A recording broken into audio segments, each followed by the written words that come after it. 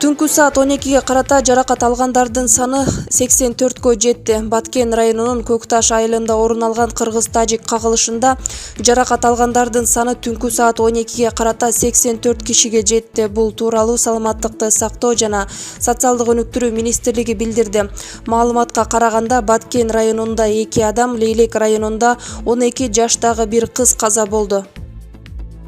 8:00-гө карата каза болгондордун саны 13 кишини түздү. Бул тууралуу Саламаттыкты сактоо жана социалдык өнүктүрүү министрлиги билдирди. Маалыматка ылайык, жаракат алгандардын саны 134 кишини түзгөн. Дагы 25 киши атайын учак менен Бишкектеги травматология жана ортопедия борборуна алынып келинген. Булак медиа центр. Саат 7:15 Тажикстанда каза болгондордун саны 20дан ашты. Кыргыз-тажик чек арасында чыккан чыр-чатактардын курмандыктары Тажикстанда 20 кишиден ашты. Бул тууралуу Азия Плюс билдирди. Маалым болгондой 200дөн ашык киши жаракат алган. Исфара шаарындагы жана Гафуров районунда маалымат булактары тажик тараптан 90дон ашуун жаракат алып, 10го жакын адам каза болгонун кабарлашты. Баткен түнү менен бир нече үйлөр күйүп кетти. Лейлек районунун Арка, Жаштык, Максат жана Эски Оочу айылдарында түнү 29 апрелде Тажикстандын аскерлери оор техника менен аткылап 2000–3000дей тургуну үй-жайын таштап чыгып кетишкен. Лейлек районунун борбору Исфана шаарына, Катраң, Өзгөрүш, Коргон, Тайлан айылдарына эвакуацияланган облустук милициянын маалымат катчысы Дамира Юсупова билдирди. Азырынча бийлик Баткендеги кыргыз-тажик окуясы тууралуу эч кандай маалымат бере элек. Мындай өзгөчө кырдаалда мамлекеттик тийиштүү органдар күнү-түнү иштеп, так маалыматтарды берип турса жакшы болот беле деген ой. Булак Назар Ньюс KG. Баткен жергиликтүү тургун каза болгондордун саны көп. Түнү менен тажиктер Лейлек районундагы 2 айылыбызды өрттөп, аны видео кылып, желектерин илип Telegram группасына таратышып, тынч жаткан жок деп жазып чыкты социалдык баракчасына экс-депутат Камиля Талиева. Түнү менен бир нече турак үйлөр өрттөнүп жатканын жергиликтүү жашоочулар билдирди. Биздин бийлик каза болгондордун санын азайтып берип жатышат. Негизи каза болгондордун саны 30га чамалады.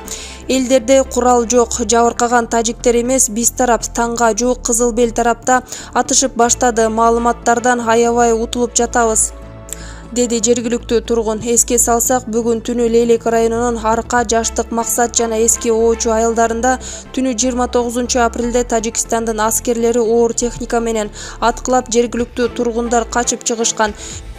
29 апрелде Тажикстандын Согуде облусу менен чектешкен кыргыз айылдарынын 2000–3000дей тургуну убактылуу үй-жайын таштап, Лейлек районунун борбору Исфана шаарына, Картаң, Өзгөрүш, Коргон, Тайлан айылдарына эвакуацияланганын облустук милициянын маалымат катчысы Дамира Юсупова Азаттыкка билдирди.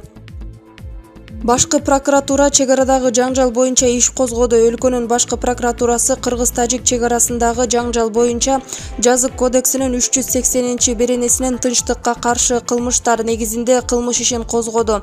Бул тууралуу мекеменин маалымат кызматы кабарлады. Тажикстандын аскер кызматкерлеринин аракети мамлекеттин суверендүүлүгүнө жана бүтүндүгүнө каршы алдын ала пландаштырылган чагымчылдык жана агрессия катары бааланат. Алар эл аралык келишимдерди жана макулдашууларды бузуп, ок чыгарышты деп айтылат маалыматта. Андан соң коңшу өлкөнүн аскерлери Кыргызстандын чек ара заставаларына кол салганы да белгиленген. Сотко чейинки өндүрүштүү тергөө иштери УКМК, Ички иштер министрлиги жана аскер прокуратурасынын кызматкерлеринен турган тергөө тобуна тапшырылган. Кыргыз-тажик чек арасынын жаңжал чыккан аймагында ок атууну толугу менен токтотуп, аскердик күчтөрдү алып кетүү чечими кабыл алынды. Акыркы маалымат боюнча окуядан 84 киши жараат алып, 3 киши көз жумду. Учурда эки өлкөнүн бийлик өкүлдөрү кырдаалды жөнгө салуу аракетин көрүп жатышат. Булак Назар Ньюс KG. Чек ара маселесине Артем Новиков эмес, тең ата сүйлөшө турган адам керек, деди Назар Ньюс маалымат агенттигине мамлекеттик ишмер Баткен облусунун мурдагы губернатору Султанбай Айжигитов. Бул жерде кайра эле кайдыгер мамиле кылып жатабыз. Кыргыз-тажик чек арасы маселеси биринчи вице-премьер-министр Артем Новиковдун бул маселени чечүүдө анчалык укугу жок. Себеби ал чек арачы дагы эмес, азыр ага жөн эле тапшырып коюшту. Тажик тараптын аны менен сүйлөшө турган чиновниктеринин жашы 60-тан өтүп калган. Алар чек ара маселесин аябай жакшы билет. Көп жылдык тажрыйбалары бар адамдар. 35-36га келген Новиков алар менен эмнени сүйлөшөт? 60 жаштагы адамдар менен тең ата сүйлөшкөн адам керек. Новиковду сындаганым эмес, бирок аны алмаштырыш керек. Муну президент өзү колго алып, Рахмонго чыгып, ЖКУнун ШКУну тартуу менен чечиши керек. Чек арага коопсуздукка өтө кылдат көңүл бөлбөсө жаман. Баардык коомдун эң биринчи талабы коопсуздук. Азыр президент Садыр Жапаровго Кыргызстандагы чек ара көйгөйүн түшүндүргөн адамдарды чогултуп, маселени тезинен чечиш керек, дейт Айжигитов.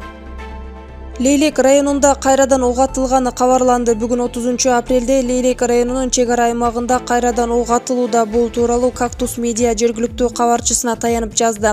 Маалым болгондой, ок атуу бүгүн саат 8:25 чамасында орун алган.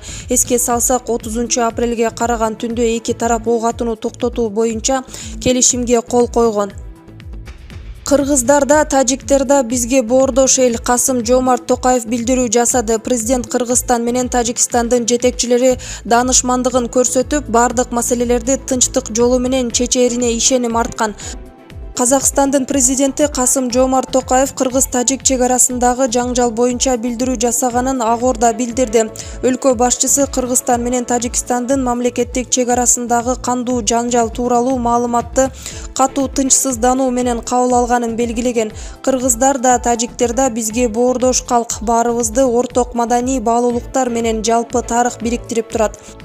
Элибизге толеранттуулук мүнөздүү, өз ара сый мамиледе болуп келгенбиз. Ок атуунун токтотуп, эки мамлекеттин тийиштүү өкүлдөрүнүн сүйлөшүүлөрдү баштаганын кош колдоп колдойм, деди Токаев. Президент Кыргызстан менен Тажикстандын жетекчилери даанышмандыгын көрсөтүп, бардык маселелерди тынчтык жолу менен чечерине ишеним арткан. Муну менен бирге Токаев абалдан чыгуунун жолун издөөгө салымын кошууга даяр экендигин да белгиледи. Чек ара көйгөйүнүн жөнгө салуу механизмдерин Борбордук Азия мамлекет башчыларынын кезектеги жолугушуусунда иштеп чыгууга болот деп эсептейм, деди Токаев. Эскерте кетсек, буга чейин Кыргызстан менен Тажикстандын чек арасындагы жаңжал боюнча Өзбекстандын тышкы иштер министрлиги дагы билдирүү тараткан. Булак Спутник KG. Чек ара чыры эвакуация болгон жарандардын азыркы абалы айтылды. Баткендеги Кыргыз-Тажик чек арасында чыккан чырдан улам эвакуация болгон жарандардын кабыл алган 6 пункт иштеп жатат. Ошондой эле алар коопсуз жерге жайгашкан жана тамак-аш жетиштүү. Бул тууралуу өкмөттүн Баткен облусундагы ыйгарым укуктуу өкүлүнүн маалымат катчысы Чолпон Бердигулова кабарлады. Айтымында эвакуация болгон жарандарга гуманитардык жардамдар жеткирилип жатат. Жалпысынан 2-3 миңдей адам эвакуация болду. Алар Баткен районунун Кызыл Бел жана Көк Таш айылдарынын тургундары. Негизинен аялдар, балдар жана кары картаңдар, деди Бердигулова.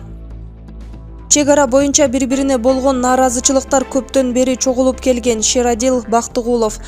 Март айынын соңунда башталган Кыргыз-Өзбек чек арасын делимитациялоо жана демаркациялоону аягына чыгаруу процессин улуттук жана чет элдик эксперттер президент Садыр Жапаровдун кампаниясынын маанилүү жетишкендиктери деп санап жатышкан. Ошондой эле көп жылдан бери улам артка калтырылып, бирок жыл сайын чек ара аймактарында жашаган тургундардын чыр-чатактары орун алып турган. Суу жана башка кен байлыктары бар талашуу участкалар боюнча чечимдер кабыл алынган. Эмне үчүн мындай абал кайталанып жатат? Эмнеге чек ара маселелерин чечүү кечеңдеп жатат? Бул суроого эксперт Шерадил Бактыгулов жооп берет. Чек ара тууралуу айта турган болсок, Совет доорунда Союздун социалисттик республикалар ортосунда укуктук бекемдөө болгон эмес. Чарбалык гана чек аралар болчу. Ал учурда Орто Азия региону бирдиктүү экономикалык зона катары каралган чоң аймак болгон. СССР тарагандан кийин союздук республикалар аралык чек аралар чарбалык гана мааниге ээ болуп, укуктук тескөө болгон эмес. Бул чарбалык чек аралар мурда жазылганда шарттуу түрдө гана мүнөздөлүп жазылган. Ар кайсы комиссия ар кандай чек араны мүнөздөгөн учурлар болгон. Айтак негизде таяна турган ордун жазышат. Ал эми ошол линиянын ортосунан кантип өтсө болот, аныкталбай калган. Ошондуктан бүгүнкү күндө бири-бирибизге болгон нааразычылыктар көптөн бери чогулуп калган. Чек аралар такталып жазылбай калган учурда дайыма улуттар аралык нааразычылыктар жана чек ара конфликттери чыгып турат. Булар жер, суу, жайлоо, эгин айдоо жана курулуш иштерине пайдалануу иштери менен байланыштуу. Улуу ата мекендик согуштун ардагери элди сабырдуулукка чакырды. Ата мекендик согуштун ардагери Баткен элине жана кыргыз коомчулугуна кайрылуу жасады. Кайрылууда ардагер согуш жакшылыкка алып келбей турганын айткан. Баткен элин согуш талаасынан алыс болуп, маселени тынчтык жолу менен чечүүгө аракет жасоого чакырган. Каршы тарап бизди ызы-чуу кылып атып, билбегендерин билип алды. Баткендеги окуя бул каршы тараптын стратегиялык кадамы. Билинбеген ыкмаларды, тактикаларды ызы-чуу кылып атып айтып алдык. Көп нерсени айтпай калыш керек эле. Кап, сабырсыз элбиз да.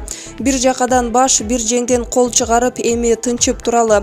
Өзбек тарабы, тажик тарабы эки фронтто көйгөй чечүү керек.